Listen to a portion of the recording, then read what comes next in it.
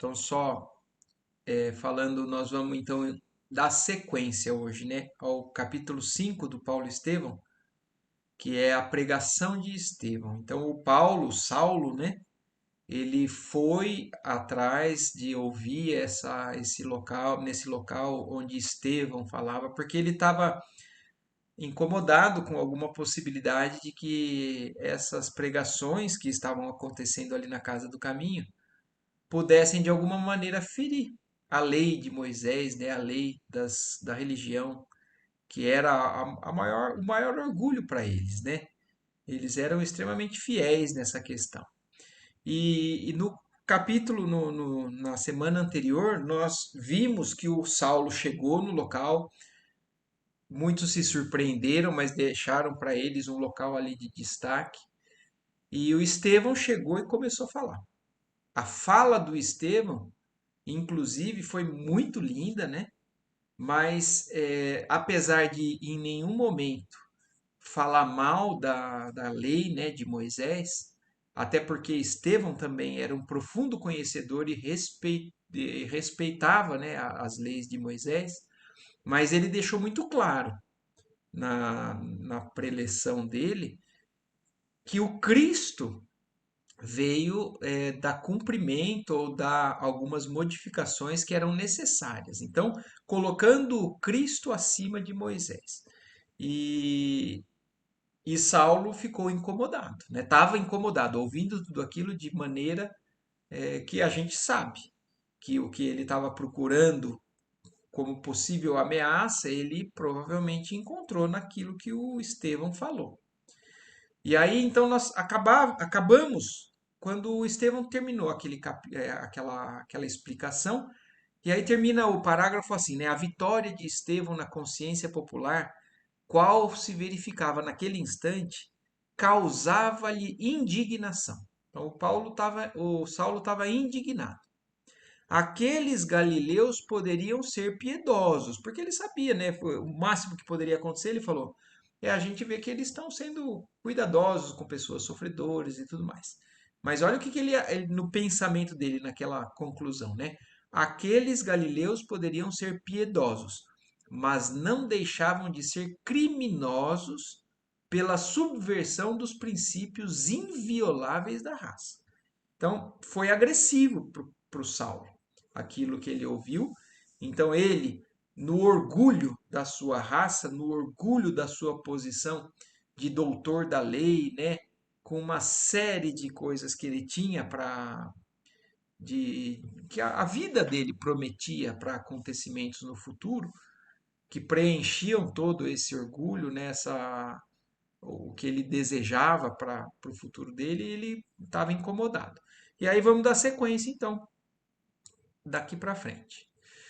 O orador, então, Estevão, né, preparava-se para retomar a palavra, momentaneamente interrompida e aguardada com expectação de júbilo geral, quando o jovem doutor se levantou ousadamente e exclamou, quase colérico, frisando os conceitos com evidente ironia.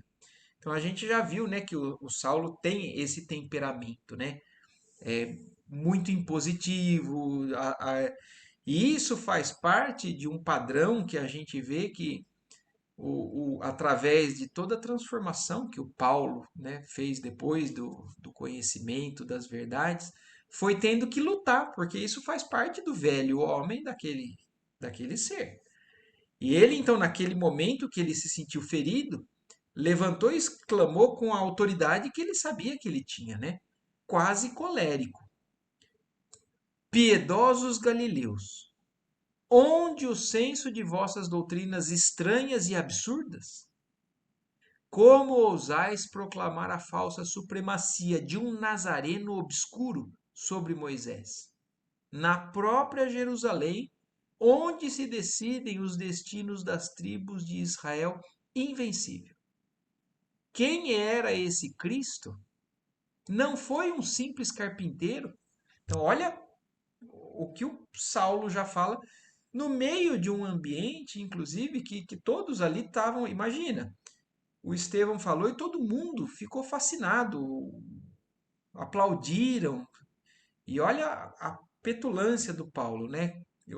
Como ele sabia que ele tinha influência que dava segurança para ele falar nesse tom fora da casa dele, inclusive, né? Ele estava dentro da casa destes que estavam ali pregando. E olha a pergunta dele: quem era esse Cristo? Não foi ele um simples carpinteiro? Ao orgulhoso entono da inesperada apóstrofe, houve um ambiente de tal ou qual retraimento de temor, mas dos desvalidos da sorte, para quem a mensagem do Cristo era o alimento supremo, partiu para Estevão um olhar de defesa e jubiloso entusiasmo. Então todo mundo ficou assustado, né, com medo, mas olharam para Estevão, assim, porque para eles Estevão estava sendo da mesma maneira que o Cristo, fonte de esperança. E ali Saulo naquele momento começou a imagine, o Cristo foi crucificado há pouco tempo, né? Então, qualquer um que, na verdade, afrontasse as leis da época poderiam sofrer o mesmo tipo de represália. Então, a esperança que eles tinham, naquele momento, eles se viram apavorados e olhando para Estevão, buscando, de alguma maneira, um socorro, né? Os apóstolos da Galileia não conseguiam dissimular seu receio. Olha o que está afirmando aqui, né? Os apóstolos do Cristo, que já passaram por tudo isso, né? Imagina, o próprio mestre foi crucificado, condenado e crucificado por estes, né? Como Saulo. Então, não conseguiram dissimular o receio, eles têm medo do que pode acontecer. Tiago estava lívido. Os amigos de Saulo notaram-lhe a máscara escarninha. O pregador também empalidecera, mas revelava no olhar resoluto o mesmo traço de imperturbável serenidade. Essa é uma característica diferente do Estevão mesmo, né? Ele era, apesar de não ter conhecido Cristo, ele tinha a segurança e a serenidade da mesma maneira que o Cristo, não da mesma maneira, nós não podemos comparar assim, mas ele foi um dos que mais se chegaram próximo da compreensão e da decisão de seguir firme, independente das perseguições, do que quer que acontecesse. Então ele estava falando, sofreu aquele choque, né, por conta de um doutor da lei ali dentro, e empalideceu. Então aquela talvez vivacidade do rosto, né, deu uma esfriada, mas sereno, imperturbável. Fitando o doutor da lei, o primeiro homem da cidade que se atrevera a perturbar o esforço generoso do evangelismo, sem trair a seiva de amor que lhe desdobrava do coração, fez ver a Saulo a sinceridade das suas palavras e a nobreza dos seus pensamentos. Isso é, assim, algo muito distante realmente para a gente conseguir imaginar e sondar, estudar. Porque o Estevão, ele realmente tinha uma envergadura moral ou um desenvolvimento, uma proximidade com a mensagem do Cristo que era muito diferente, inclusive da dos apóstolos, aparentemente aqui, né? Porque olha isso, ele foi atacado, ele ficou relativamente pálido, não perdeu a serenidade, mas olha isso, ele não deixou de ver em Saulo a seiva de amor que transbordava, pela seiva de amor que transbordava no coração dele, a sinceridade das suas palavras e a nobreza dos pensamentos. Então, ele não se desfez nem da forma de pensar do Paulo, do Saulo. Ele respeita isso. Ele vê a nobreza. E aí, vendo dessa maneira, e antes que os companheiros voltassem a si da surpresa que os assomara, com admirável presença de espírito, indiferente à impressão do temor coletivo obtemperou. Então, ele não ficou amedrontado. E ele deu a resposta. Ainda bem que o Messias fora carpinteiro, porque neste caso a humanidade já não ficaria sem abrigo. Olha que presença de espírito para responder dessa maneira, né? Ele era, de fato, o abrigo da paz e da esperança. Nunca mais andaremos ao léu das tempestades, nem na esteira dos raciocínios quiméricos de quantos vivem pelo cálculo sem a claridade do sentimento. Olha a resposta que ele dá para Saulo, né? E Saulo também não está acostumado com esse tipo, né, de serenidade, de benevolência e ao mesmo tempo de sabedoria, né, no que está falando. Então, a resposta concisa, desassombrada, desconcertou o futuro rabino. O Saulo, que estava sempre acostumado a triunfar em tudo que ele sabia ou no poder que ele tinha, foi desconcertado pela resposta do Estevão. Habituado a triunfar nas esferas mais cultas, em todas as justas da palavra. Então, imagina ainda mais porque ele estava acostumado a discutir com pessoas também sábias, né? Do mesmo nível que ele. Então, para ele ali, ele estava no meio de pessoas ignorantes, o qual desconcertou ele. E aí, olha a reação dele, né? Enérgico, ruborizado, evidenciando cólera profunda. Aí ele ficou com raiva. Olha a diferença da postura de um e de outro. Estão numa discussão de ideias, mas um fica colérico e o outro sereno. E a serenidade é que desconcerta Saulo, né? E aí ele ficou mais colérico por conta da serenidade, mordeu os lábios, por quê, né? Por causa do orgulho. Mordeu os lábios num gesto que lhe era peculiar e acrescentou com voz dominadora: aonde iremos com semelhantes excessos de interpretação em torno de um mistificador vulgar que o sinédrio puniu com a flagelação e a morte? Olha isso, ele está afirmando, fala assim, onde vocês pensam que vocês vão, se o próprio que vocês estão defendendo aqui, nós, do sinédrio, já punimos e condenamos à morte. Está falando do Cristo. Então é alguém que ali está realmente se orgulhando do que foi feito com aquela farsa, que supostamente para ele, né, era o Cristo. Que dizer de um Salvador que não conseguiu salvar-se a si mesmo? Olha a forma de pensamento. Para eles, para a humanidade na época, essa era a confusão. O Filho do Deus Supremo, ele tem poder para fazer tudo. E imagina que ele era filho desse Deus, se ele não conseguiu nem se salvar. Ele veio para salvar a humanidade e não salvou nem a ele mesmo. Emissário revestido de celestes poderes, como não evitou a humilhação da sentença infamante? Então, para ele, estava concluído realmente que aquilo era uma farsa. Porque se fosse o filho do Deus, ele estaria salvo, estaria fora de tudo aquilo que tinham acusado a ele.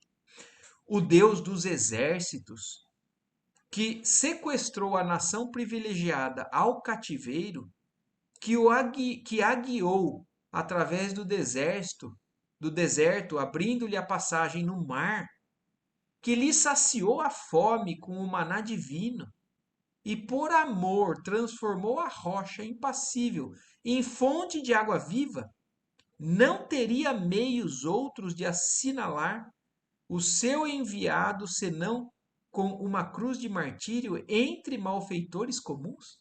Olha como Saulo tem um raciocínio lógico até, se a gente for ver. Meu Deus, o Deus nosso é esse que guiou o povo para fugir da escravidão. Abriu o mar, transformou pedra em água. E será que esse Deus não tem meios então de salvar o filho dele que está aqui? Vocês não estão enxergando que ele não é o Messias? Na cabeça do Saulo é isso que ele está dizendo. Tendes nessa casa a glória do Senhor Supremo assim barateada? Todos os doutores do templo conhecem a história do impostor que celebrizais com a simplicidade da vossa ignorância. Não vacilais em rebaixar nossos próprios valores, apresentando um Messias dilacerado e sangrento sob os apupos do povo? Então, na cabeça de Saulo, assim, vocês estão rebaixando a divindade. Vocês não têm vergonha de falar que esse daí é o Messias? Deus é muito mais do que isso. Deus é capaz de parar tudo, de mudar tudo, de salvar. Lançais vergonha sobre Israel e desejais fundar um novo reino? Seria justo dardes a conhecer inteiramente a nós outros o móvel das vossas fábulas piedosas. Estabelecida uma pausa na sua objurgatória, o orador voltou a falar com dignidade. Então Estevão ouviu tudo aquilo, o que também desconcertaria muitos, né? Ouviu, Saulo falou com toda a cólera, né? Como foi descrito por Emmanuel aqui. E aí o orador então voltou a falar com dignidade. Amigo, bem se dizia que o mestre chegaria ao mundo para a confusão de muitos em Israel. Isso era a fala já dos profetas, né? Então, o Gesiel, como é um profundo conhecedor das leis também, está chamando a atenção de Saulo. A gente já sabe que isso já foi avisado. O mestre vai chegar para confundir a muitos. Mas na visão de Saulo, está confundindo a eles, né? E não a ele. É todos esses aqui da mansão do caminho, da casa do caminho, que estão sendo confundidos, né? Então, existe uma forma de pensar assim, né? Toda a história edificante do nosso povo é um documento da revelação de Deus. No entanto, perdoem-me, eu pulei um monte aqui, peraí, deixa eu voltar.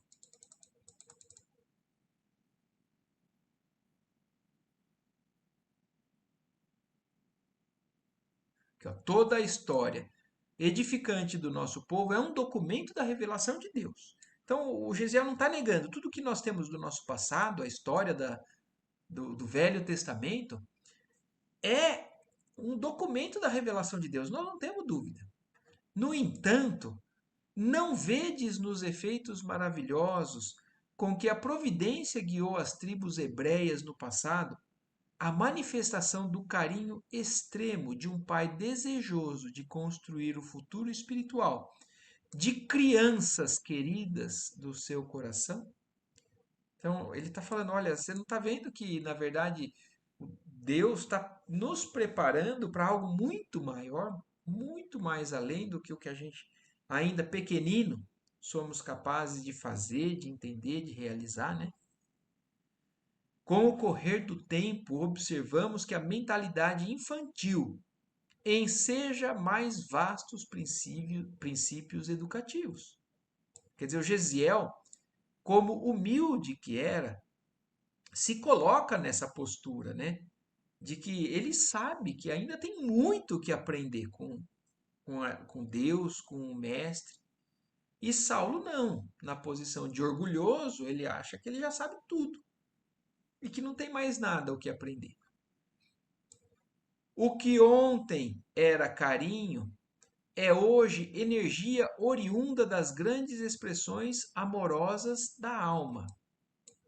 O que ontem era bonança e verdor, para a nutrição da sublime esperança, hoje pode ser tempestade para dar segurança e resistência. Então, olha como o Gesiel entende, né? Pode ser que nós tivemos realmente uma vitória, um guiar de nosso Pai, mas agora Ele está dando para a gente provações um pouquinho mais severas para que a gente cresça, para que a gente adquira resistência, segurança. Então, a maneira de enxergar totalmente já modificada de Gesiel, né, no Estevão. Antigamente éramos meninos, até no trato com a revelação. Agora, porém, os varões e as mulheres de Israel atingiram a condição de adultos no conhecimento. Então, Moisés trouxe algumas instruções e Deus está esperando o amadurecimento dessa humanidade para agora receber novas instruções. E é exatamente isso que acontece também com o Espiritismo, né? Jesus também trouxe essas novas revelações e a humanidade precisa chegar a um determinado grau de desenvolvimento intelectual e moral para receber o que o Espiritismo nos traz. E o Estevão falando isso para o Saulo, né? O Filho de Deus trouxe a luz da verdade aos homens, ensinando-lhes a misteriosa beleza da vida, com o seu engrandecimento pela renúncia. Aqui já é um ponto que o orgulhoso, que o Saulo não tem capacidade ainda de entender. Renunciar a posturas, a conquistas que o mundo trouxe para ele é muito difícil. Então, igualar os mais de cima com os mais de baixo, colocar todos no nível de uma irmandade única, para o Saulo também isso se torna difícil. Mas o Estevão continua explicando. Então, esse Messias, né? Sua glória resumiu-se em amar-nos, como Deus nos ama. Por essa mesma razão, ele ainda não foi compreendido. Acaso poderíamos aguardar um Salvador de acordo com os nossos propósitos inferiores? Então, olha isso, ele está sendo muito educado, muito conciso, mas ele está mexendo com uma coisa muito grande dentro do orgulho do Saulo, né? Olha isso. Você está falando assim, você, Saulo, ainda está atrás de propósitos muito inferiores.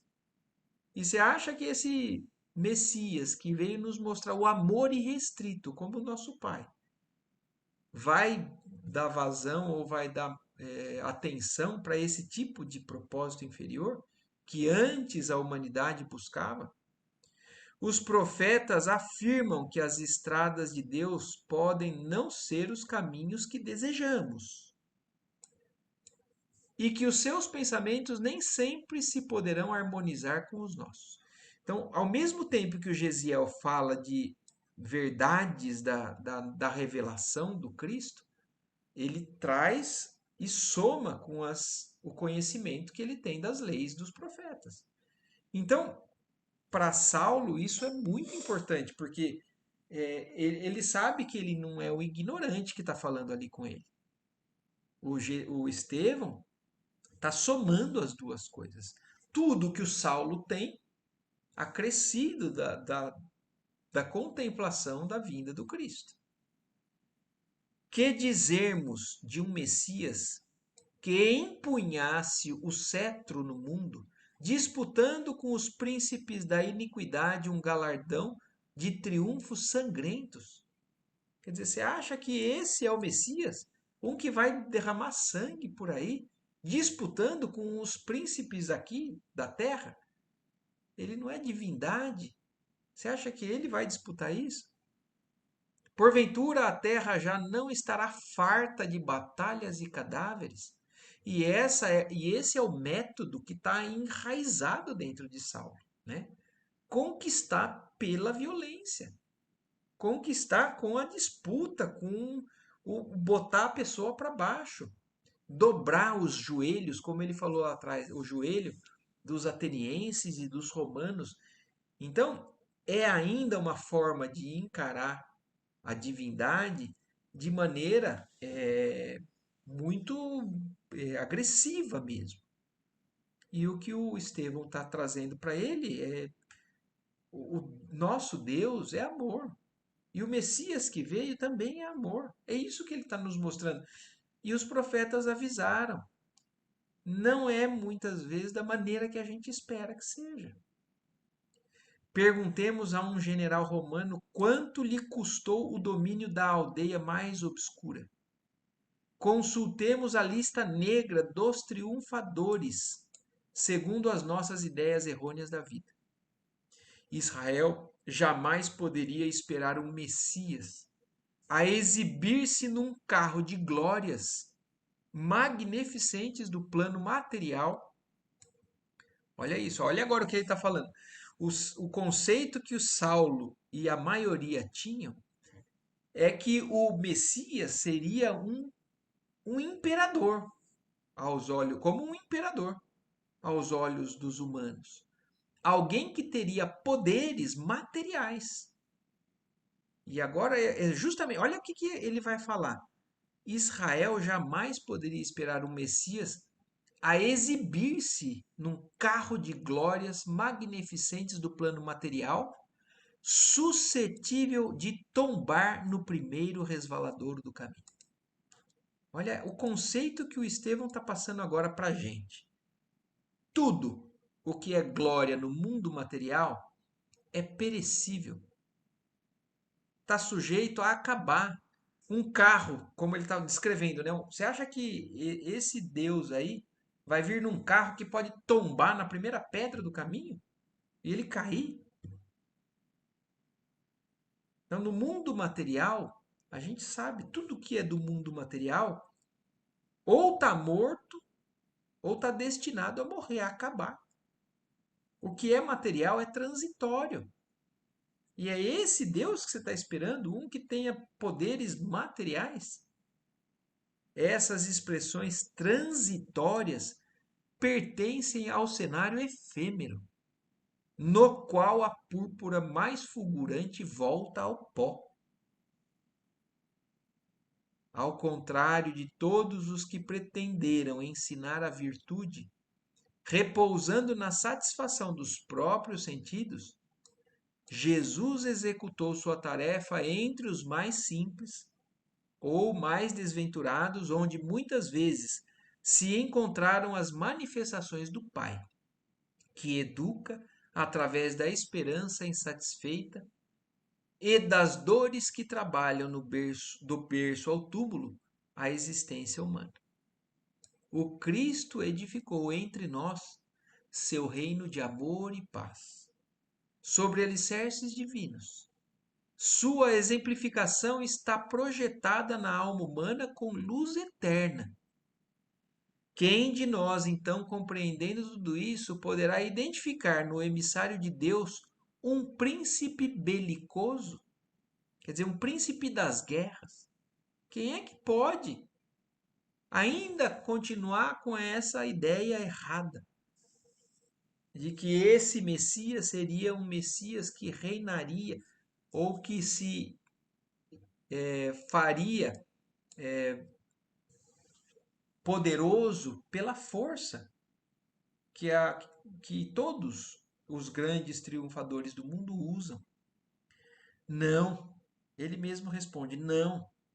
O evangelho é amor em sua expressão mais sublime. Então, esse foi o erro da humanidade.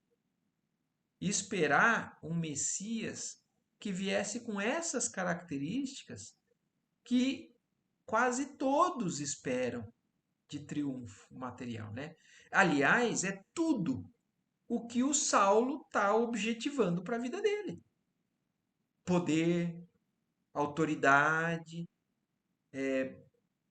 orgulho, tudo o que ele está idealizando é o que ele imagina que o Messias seria, muito mais do que ele, mas nessas mesmas características. E por isso que a humanidade não entendeu o Cristo.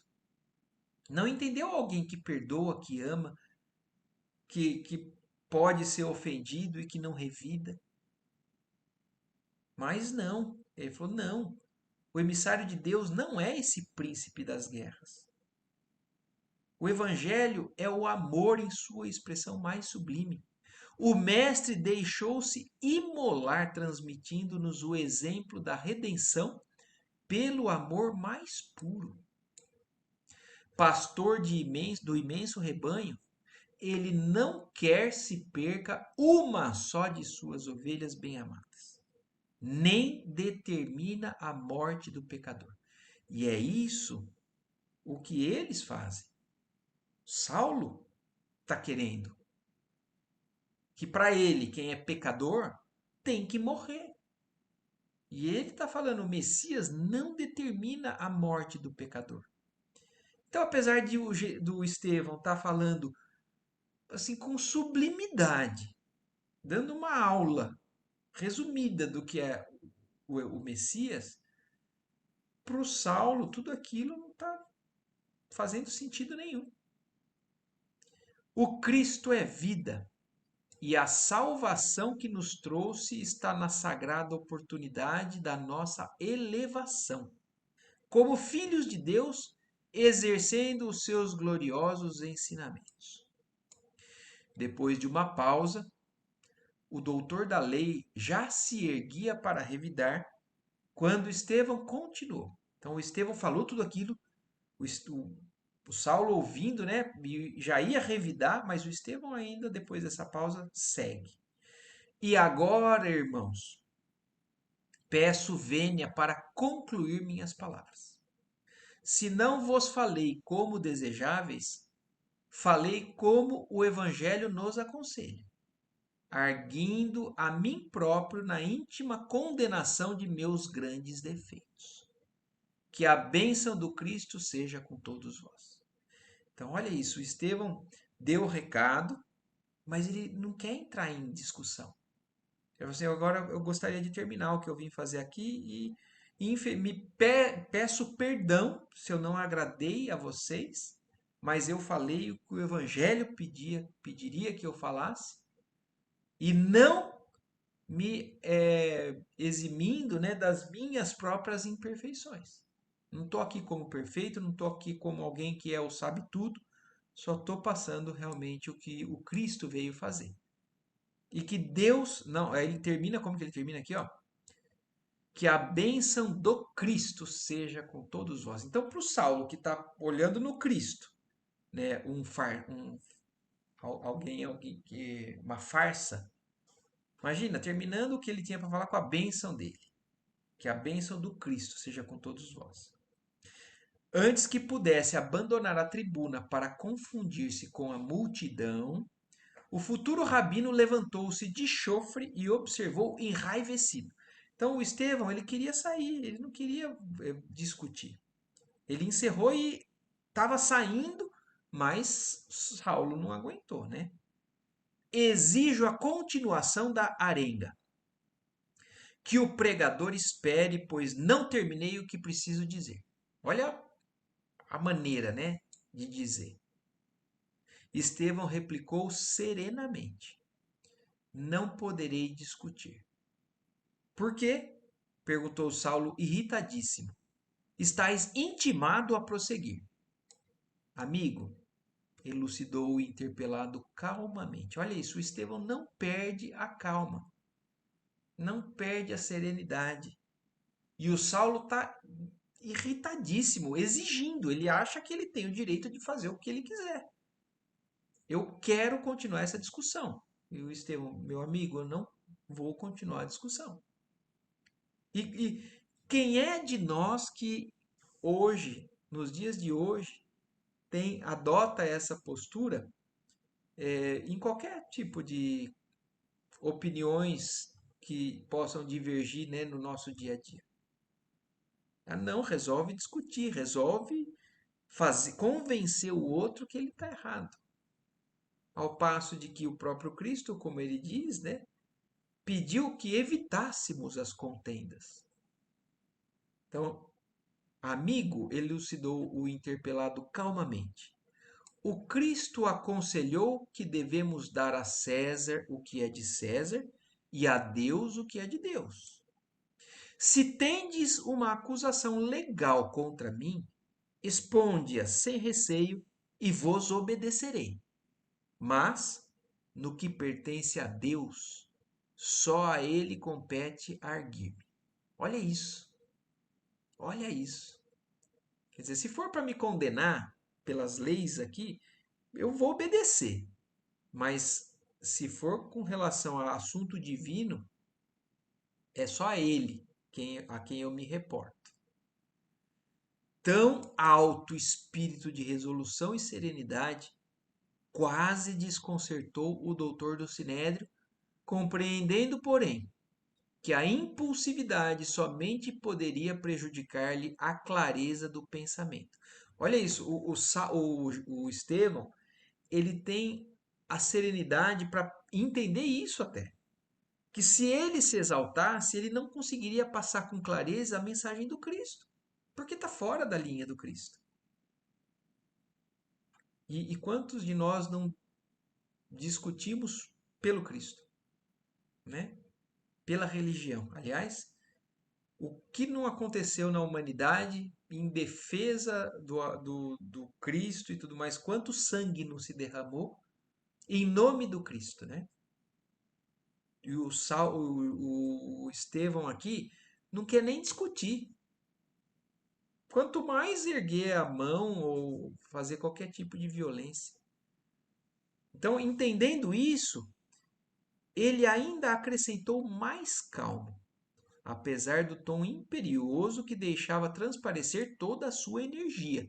Quer dizer, ele não era submisso, ele era calmo, mas com energia, seguro do que ele estava falando. Mas eu preciso. Não, isso daqui, ó. Ah, não, olha, gente, me desculpem. Ele quase desconcertou o Saulo, e o Saulo, compreendendo que a impulsividade que ele estava tendo poderia prejudicar a clareza, ele foi para o nível do Estevão. Acrescentou mais calmo, apesar do tom imperioso que deixava transparecer da sua energia. Mas eu preciso elucidar os erros desta casa. Necessito perguntar e a vez de responder-me. No tocante ao Evangelho, replicou Estevão, já vos ofereci os elementos de que podia dispor, esclarecendo o que tenho ao meu alcance. Quanto ao mais, este templo humilde é construção da fé, de fé, e não de justas casuísticas. Jesus teve a preocupação de recomendar a seus discípulos que fugissem do fermento das discussões e das discórdias. Olha isso daqui é a recomendação do Cristo que o Estevão entendeu muito facilmente, né? E nós ainda estamos passando tempo aqui sem entender isso. Eis porque não será lícito perdermos tempo em contendas inúteis, quando o trabalho do Cristo reclama o nosso esforço. E aí o Saulo, né, tentando se equilibrar, sempre o Cristo, sempre o impostor, trovejou Saulo carrancudo. Minha autoridade é insultada pelo vosso fanatismo, nesse recinto de miséria e de ignorância. Mistificadores, rejeitais as possibilidades de esclarecimento que vos ofereço, galileus incultos. Não quereis considerar o meu nobre cartel de desafio. Saberei vingar a lei de Moisés, da qual se tripudia. Olha isso, né? O Saulo, então, nesse momento em que Estevão evita a discussão vazia, né? Ao mesmo tempo, para Saulo agora, então, as medidas deles vão ter que ser mais enérgicas.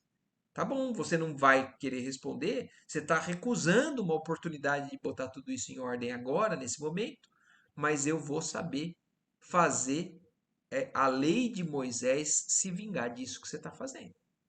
Recusais a intimativa, mas não podereis fugir ao meu desforço.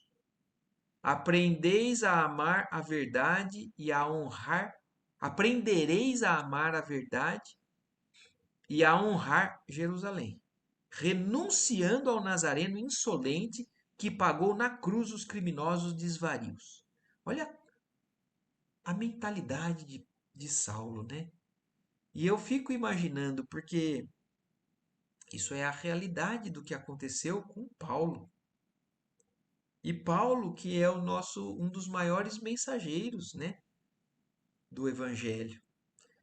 Uma das pessoas que depois de compreendido numa mesma encarnação, deu uma reviravolta tal que desse ponto ele passou para o outro extremo. E essa é uma das grandes belezas desse livro. livro da vida, da história de Saulo. Mostrar para gente que, apesar de algumas pessoas terem adquirido, né, a posição de devotados mensageiros do Cristo ou de Deus, eles não nasceram assim. Eles não nasceram prontos. Eles não foram como se fosse uma varinha mágica que transformou eles, não. Ou que trouxe uma pessoa construída para ser fácil. Não foi fácil para Saulo. Essa é um dos maiores estímulos para nós. Porque nós temos muito de tudo isso que a gente vê no Saulo nessa fase ainda. E nós, se quisermos, poderemos também mudar a trajetória. Independente de quanto, independente do que a gente tenha. Então, olha isso, olha como ele se refere ao Cristo. Renunciando ao Nazareno insolente, que pagou na cruz os criminosos desvarios. Recorrerei ao Sinédrio para vos julgar e punir. O Sinédrio tem autoridade para desfazer vossas condenáveis alucinações. Olha a dureza do Saulo. E falando, o Sinédrio tem capacidade de punir você. Da mesma maneira que puniu Cristo. Né? Puniu, entre aspas. E olha quando Saulo fala isso, né? Ainda seguimos aprendendo com Estevão, né? Com a postura dele. Assim concluindo, parecia possesso de fúria. Mas nem assim logrou perturbar o pregador, que lhe respondeu de ânimo sereno. Não é, não é para qualquer um, né?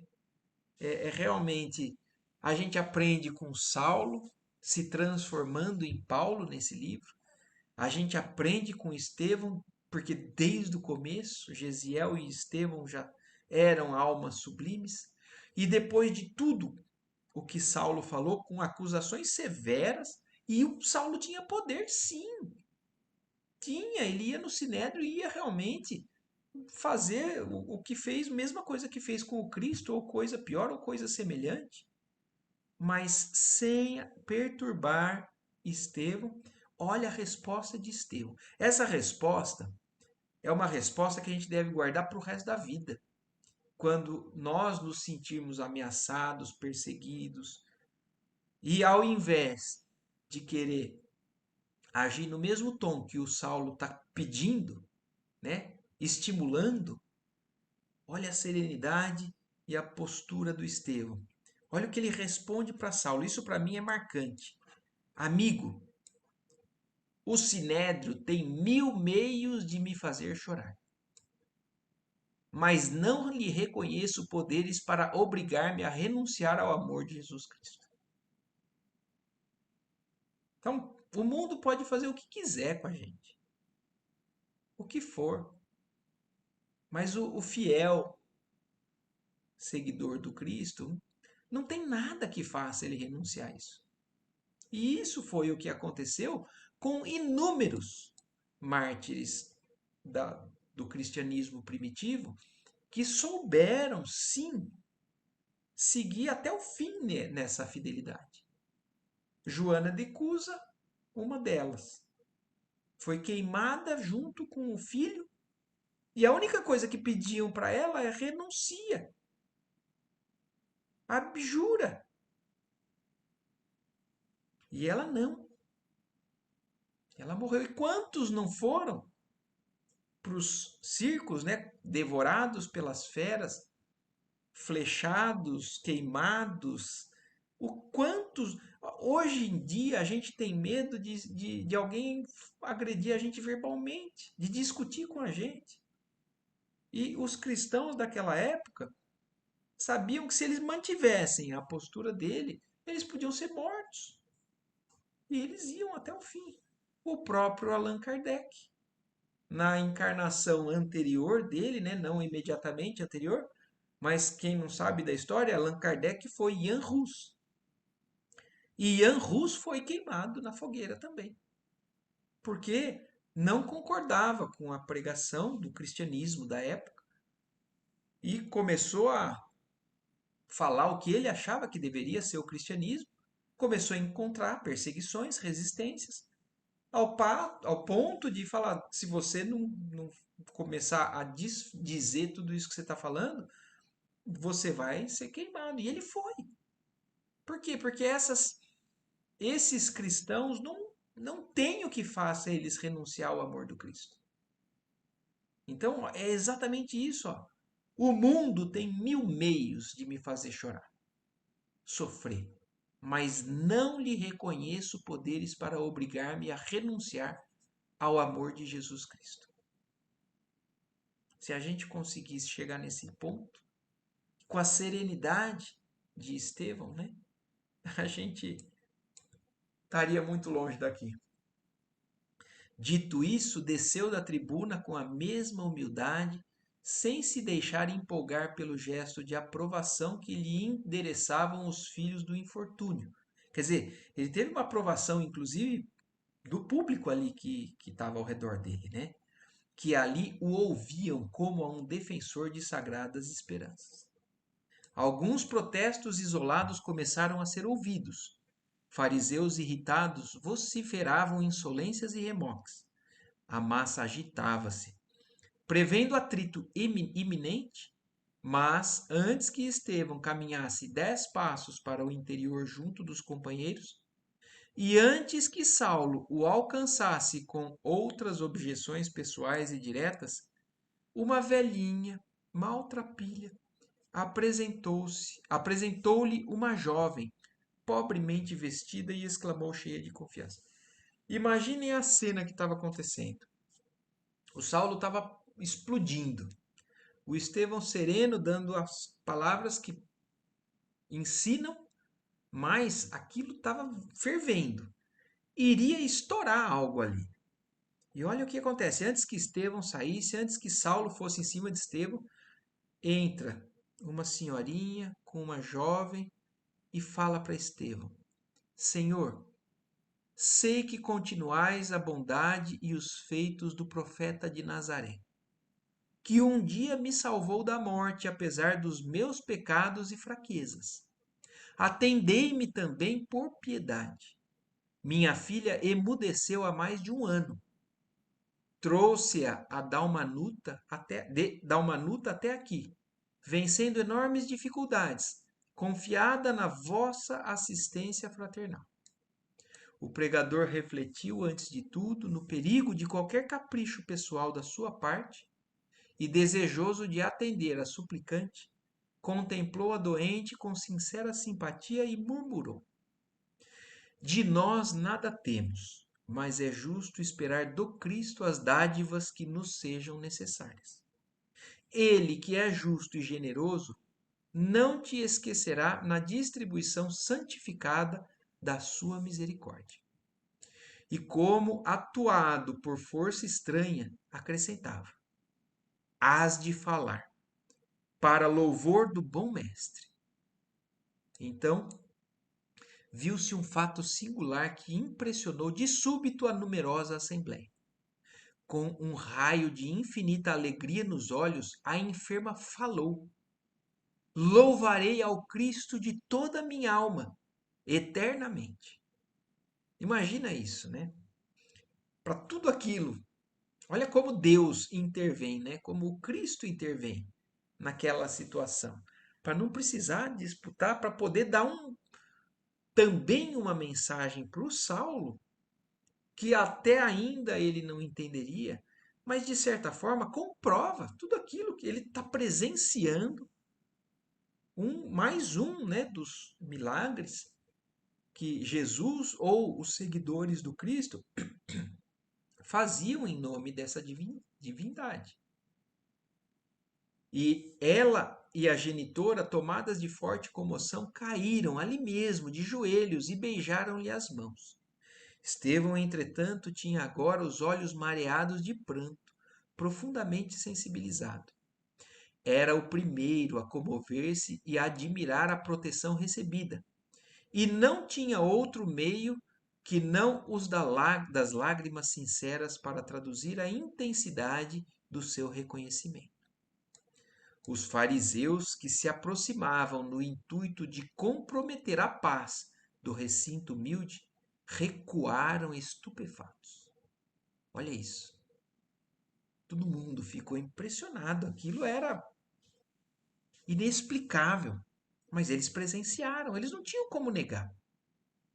Os pobres e os aflitos, como se houvessem recebido um reforço do céu para o êxito da crença pura, encheram a sala de exclamações de sublime esperança. Saulo observava a cena sem poder dissimular a própria ira. Se possível, desejaria esfrangalhar Estevão em suas mãos. Quer dizer, o Saulo, olha como a cegueira, né, é presente no orgulho nesses momentos. Ele teve o exemplo vivo de que tudo aquilo era verdade do Messias, era uma intervenção do Deus que ele amava. Mas, orgulhoso ali, ficou mais enraivecido ainda, que se fosse possível, ele acabava com Estevão ali com as próprias mãos. No entanto, apesar do temperamento impulsivo, chegou à conclusão de que um ato agressivo levaria os amigos presentes a um conflito de sérias proporções. Eles, apesar de serem quem eram, eles eram a grande minoria ali, né? Então ele poderia até conseguir agredir o Estevão, ou talvez até gerar um dano maior para o Estevão, mas o desequilíbrio ali do número de pessoas causaria um problema ali de sérias proporções. Refletiu, igualmente, que nem todos os adeptos do caminho estavam como o pregador. Quer dizer, olha outra coisa que Saulo foi capaz de pensar. Não eram todos serenos e pacíficos como o pregador, em condições de circunscrever a luta ao plano das lições de ordem espiritual. Quer dizer, podiam até ter ouvido e estar do lado do Estevão, mas eles não teriam a mesma postura. Usariam da violência. E, de certa maneira, não recusariam a luta física. Então, o Saulo teve o entendimento naquele momento que não era realmente o local para fazer o que ele estava impulsivamente querendo. De relance, notou que alguns estavam armados, que os anciães traziam fortes cajados de arrimo e os aleijados exibiam rijas muletas. A luta corporal naquele recinto de construção frágil teria consequências lamentáveis. Procurou coordenar melhores raciocínios. Teria a lei a seu favor, poderia contar com o sinédrio. Os sacerdotes mais iminentes eram amigos devotados. Lutaria com Estevão até dobrar-lhe a resistência moral. Se não conseguisse submetê-lo, odiá-lo-ia para sempre. Olha que coisa, né? Olha a determinação de Saulo. Olha realmente o quanto que ele vai ter de luta interna depois de descobrir que ele está errado. Mas, e olha que também a gente já começa a imaginar as consequências disso tudo, né? Ele não vai fazer nada ali, mas ele vai procurar todos os meios de fazer eles pagarem pelo que eles estão fazendo para o orgulho dele, né? Na satisfação de seus caprichos, saberia remover todos os obstáculos. Reconhecendo que Sadoc e mais 2 companheiros iam iniciar o tumulto, gritou-lhes em voz grave e imperiosa: Vamo-nos! Os adeptos do caminho pagarão muito caro a sua ousadia. Nesse momento, quando todos os fariseus se dispunham a lhe atender a voz de comando, o moço de Tarso notou que Estevão se encaminhava para o interior da casa, passando-lhe rente aos ombros. Então, olha isso. Nesse momento, eles estavam se cruzando. O Estevão tinha que passar por Saulo para ir para dentro da casa, né? Saulo sentiu-se abalado em todas as fibras do seu orgulho. Fixou-o quase com ódio, mas o pregador correspondeu-lhe com um olhar sereno e amistoso. É de desconcertar qualquer um mesmo, né? É de ensinar qualquer um. Tão logo se retirou o jovem doutor da lei com os companheiros numerosos, que não conseguiam disfarçar o seu despeito. Os apóstolos galileus passaram a considerar com grande receio as consequências que poderiam advir do inesperado episódio. Então, os apóstolos que já estavam acostumados, né, com o que já tinha acontecido, agora estavam muito preocupados com as consequências daquele dia. No dia seguinte, como de costume, Saulo de Tarso, à tardinha, entrava em casa de Zacarias, deixando transparecer na fisionomia a contrariedade que lhe ia no íntimo. Depois de aliviar-se um tanto dos pensamentos sombrios que o atribulavam, graças ao carinho da noiva amada, por ela instado a dizer os motivos de tamanha preocupação, narrou-lhe os acontecimentos da véspera, acrescentando. Então agora vamos somar tudo, né? A Abigail está desesperada atrás do irmão, o Gesiel, e o Saulo prometeu encontrar o Gesiel. O Saulo está voltando totalmente desequilibrado, odiando de morte a pessoa que é o irmão da amada dele. E ninguém sabe quem é quem, porque Gesiel mudou-se para Estevão a pedido, né, por conta da libertação dele. E aí Saulo desabafando para Abigail, né? Esse Estevão pagará caríssima a humilhação que pretendeu infligir-me publicamente. Seus raciocínios sutis podem confundir os menos argutos, e necessário é fazermos preponderar nossa autoridade em face dos que não têm competência para versar os princípios sagrados. Hoje mesmo conversei com alguns amigos relativamente às providências que nos cumpre tomar. Os mais tolerantes alegam o caráter inofensivo dos galileus, pacíficos e caritativos, mas sou de opinião que uma ovelha má põe o rebanho a perder. Então Saulo está totalmente decidido no que tem que acontecer com tudo aquilo. E desabafando para Abigail, nunca imaginando que Estevão é Gesiel, né? E aí, então, olha o que ela responde. Acompanho-te na defesa das nossas crenças, advertiu a moça satisfeita. Não devemos abandonar nossa fé ao trato e ao sabor das interpretações individuais e incompetentes. Depois de uma pausa, olha isso, Abigail fala aquilo e olha o que ela fala. Ah, se Gesiel estivesse conosco, seria teu braço forte na exposição dos conhecimentos sagrados. Que coisa do destino, né? Quem é que pode imaginar que esse que eles estão condenando é quem ela acha que estaria do lado de Saulo nesses momentos, né? Certamente ele teria prazer em defender o testamento contra qualquer expressão menos razoável e fidedigna. Combateremos o inimigo que ameaça a genuidade da revelação divina, exclamou Saulo, e não cederei terreno aos inovadores incultos e cavilosos. Esses homens são muitos? Perguntou Abigail apreensiva. Sim.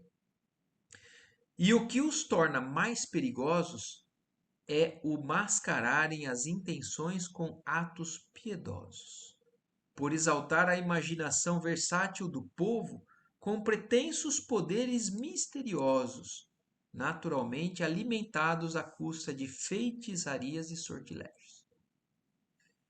E em qualquer hipótese, advertiu a jovem, depois de refletir um momento, convém proceder com serenidade e prudência, para evitar os abusos de autoridade. Olha, a Abigail ela tem realmente também uma tendência mais, né, como o Gesiel, né, e o Estevão. apesar de entender que alguma coisa de errado está acontecendo, ela adverte, né? Mas, no entanto, não vamos abusar da autoridade, vamos com calma, né? Vamos proceder com serenidade, prudência. Quem sabe são criaturas mais necessitadas de educação do que de castigo. Ela já tem a mensagem do Cristo também incorporada, né? Apesar de também não conhecer. E é exatamente o que Gesiel já tinha. Ele também já tinha isso incorporado, por isso que foi fácil para ele aceitar o Cristo. Por isso que provavelmente em Abigail isso também é fácil. Agora, um coração orgulhoso, cheio de aspirações no mundo, aquilo fica vendado, né? E aí ele responde: sim, já pensei em tudo isso. Aliás, não pretendo incomodar os galileus simplórios e despretensiosos que se cercam em Jerusalém de inválidos e doentes, dando-nos a impressão de loucos pacíficos.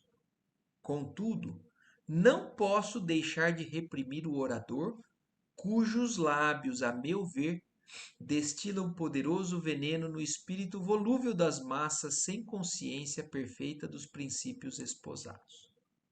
Aos primeiros importa esclarecer, mas o segundo precisa ser anulado, visto não se lhe conhecerem os fins, que criminosos e revolucionários. Então ele está achando que o Estevão é um revolucionário, que ardiloso e que está planejando enganar todo mundo para dar um golpe de Estado, sei lá. Não tenho como desaprovar as tuas ilações, concluiu a jovem condescendente. Em seguida, como de costume, palestraram sobre os sentimentos sagrados do coração, notando-se que o moço de Tarso encontrava singular encanto e caricioso bálsamo nas observações afetuosas da companheira querida. Passados alguns dias, tomavam-se em Jerusalém providências para que Estevão fosse levado ao sinédrio e ali interrogado sobre a finalidade colimada com as prédicas do caminho. Então, já voltando para Jerusalém, né, Saulo está tomando as providências. E aí as providências, o que é? Levar Estevão a essa discussão que ele queria ter lá no caminho, mas agora no sinédrio. Ele quer que Estevão exponha todos os doutores da lei ali presentes e discuta para que eles convençam e acabem com a opinião de Estevão, sabendo que Estevão, assim, para eles, seguramente eles são superiores e vão acabar com essa pretensão do Estevão. Mas, né, em todo esse movimento, dada a intercessão conciliatória de Gamaliel, então, o Saulo respeita muito Gamaliel. E Gamaliel também é um doutor da lei, é um fariseu, mas que também já tem, de alguma maneira, uma forma de pensamento mais voltada também para o Cristo.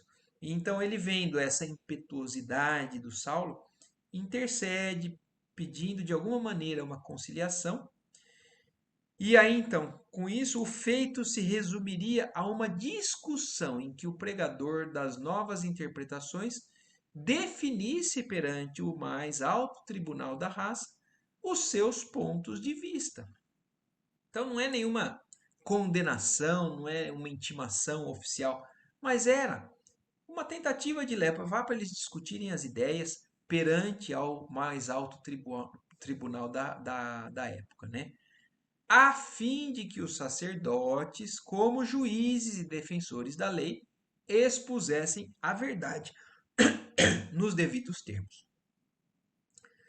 O convite à requesta chegou à igreja humilde, mas Estevão se esquivou, alegando que não seria razoável disputar em obediência aos preceitos do mestre, apesar dos argumentos do filho de Alfeu, a quem intimidava a perspectiva de uma luta com as autoridades em evidência, parecendo-lhe que a recusa chocaria a opinião pública. Quer dizer, mais uma vez a postura de Gesiel foi: eu não vou discutir isso. Eu não quero discutir isso. É o que ele falou. Dai a Deus o que é de Deus. Então nós não vamos discutir as coisas divinas. Se você tem uma acusação de alguma coisa que eu transgredi da lei local, aí me intime que eu vou responder. Mas alguns ali talvez discordassem dessa postura de Gesiel, achando que causaria problema maior, né? Mas foi o que Gesiel fez, obedecendo, né, à sua consciência. Saulo, a seu turno, não poderia obrigar o antagonista a corresponder ao desafio, mesmo porque o sinédrio só poderia empregar meios compulsórios no caso de uma denúncia pública, depois da instauração de um processo em que o denunciado fosse reconhecido como blasfemo ou caluniador. Então o Saulo sabia que não podia obrigar o Estevão a comparecer lá, a não ser que fosse realmente um inquérito, né, instaurado através de uma denúncia pública. Alguém deveria denunciar alguma coisa que o Gesiel, né, que o Estevão era blasfemo ou caluniador, e aí sim ele poderia ser intimado e levado à força. E ante a reiterada escusa de Estevão, o doutor de Tarso exasperou-se. E depois de irritar a maioria dos companheiros contra o adversário, arquitetou vasto plano, de modo a forçá-lo à polêmica desejada, na qual buscaria humilhá-lo diante de todos os maiorais do judaísmo dominador. Então, já que não conseguiu da primeira maneira, o Saulo vai arrumar um jeito de então conseguir da maneira mais penosa, né? Depois de uma das sessões comuns do tribunal, Saulo chamou um de seus amigos serviçais e falou-lhe em voz baixa: Neemias, nossa causa precisa de um cooperador decidido e lembrei-me de ti para a defesa de nossos princípios sagrados. De que se trata? Perguntou o outro com enigmático sorriso. Mandai e estou pronto a obedecer. Já ouviste falar num falso taumaturgo chamado Estevão? Um dos tais homens detestáveis do caminho? Já lhe ouvi a própria palavra, e por sinal que reconheci nas suas ideias a de um verdadeiro alucinado. Quer dizer, o Neemias já tinha até ido lá no caminho, porque muitos iam para ver o que era aquilo que estava acontecendo, né? Ainda bem que o conheces de perto, replicou o jovem doutor, satisfeito. Necessito de alguém que o denuncie como blasfemo em face da lei e lembrei-me da tua cooperação neste sentido. Só isso? Interrogou o interpelado astutamente. É coisa fácil e agradável, pois não o ouvi dizer que o carpinteiro crucificado é o fundamento da verdade divina? Então, olha isso. O que o Neemias ouviu da boca de Estevão falando que Jesus, o crucificado, é o fundamento da verdade divina. Para eles, isso é uma blasfêmia. Isso é mais que blasfêmia, ele fala, né? Trata-se de um revolucionário perigoso, que deve ser punido como caluniador de Moisés. Muito bem, exclamou Saulo num largo sorriso. Conto, pois, contigo. A gente não imagina, né, que quem está fazendo tudo isso é Paulo de Tarso, né? É o Paulo que fez tanto pelo cristianismo. Mas mais uma vez chamando a atenção a esse contraste, né? Olha como Saulo tá parece o pior dos piores aqui nessa história, né? No dia imediato, Neemias compareceu ao sinédrio e denunciou o generoso pregador do evangelho como blasfemo e caluniador, acrescentando criminosas observações de própria conta. Na peça acusatória, Estevão figurava como feiticeiro vulgar, mestre de preceitos subversivos em nome de um falso Messias que Jerusalém havia crucificado anos antes, mediante idênticas acusações. Então, olha isso. O mesmo caminho que levou o próprio Cristo, né, à condenação era o que eles agora estavam querendo condenar e acusar o próprio Estevão. Neemias inculcava-se como vítima da perigosa seita que lhe atingira e disturbara a própria família, e afirmava-se testemunha de baixos sortilégios por eles praticados, em prejuízo de outrem. Saulo de Tarso anotou as mínimas declarações, acentuando os detalhes comprometedores. Quer dizer, o Saulo ali como ouvinte, né, estava floreando ainda mais, dando evidência a tudo que poderia garantir que ele fosse realmente chamado a essa acusação. A notícia estourou na igreja do caminho. Imagina, né, para eles de novo, tudo de novo. Produzindo efeitos singulares e dolorosos. Os menos resolutos, com Tiago à frente, deixaram-se empolgar por considerações de toda a ordem, receosos de se verem perseguidos. Mas Estevão, com Simão Pedro e João, mantinham-se absolutamente serenos, recebendo com bom ânimo a ordem de responder corajosamente ao libelo. Cheio de esperança, rogava a Jesus não o desamparasse, de modo a testemunhar a riqueza da sua fé evangélica. Então, olha, para os verdadeiros cristãos, né, aqueles que compreendem o Cristo e seguem ele, vivem, né, o Cristo, eles encontram oportunidade de testemunhar nas piores situações. Então ele continuou sereno, com bom ânimo, é claro que pedindo que Jesus não o desamparasse, então em oração pedindo o amparo do alto, mas que ele pudesse testemunhar tudo o que ele vinha aprendendo e acreditando. E esperou o ensejo com fidelidade e alegria. Então, e aí encerramos, né? O capítulo aqui que fala sobre toda essa trajetória da aproximação do Saulo com o Estevão, de todo o desarranjo que aconteceu com isso, né? E aonde já está culminando, porque a gente já está vendo, né? O Estevão então vai ser intimado a ser levado, foi intimado, né? E vai ser levado ao Sinédrio na presença de todos ali. Então, para tudo que ele falou para o Saulo, agora ele vai ter que falar para as autoridades da época. E vamos ver, são as cenas dos próximos capítulos. Certo? Foi longo, mas eu acho que precisávamos encerrar esse capítulo. Agradeço mais uma vez a Deus, né, e a presença de vocês e da espiritualidade que aqui em nome de Jesus nos ajuda tanto. Boa noite a todos. Até domingo que vem. Tchau, tchau.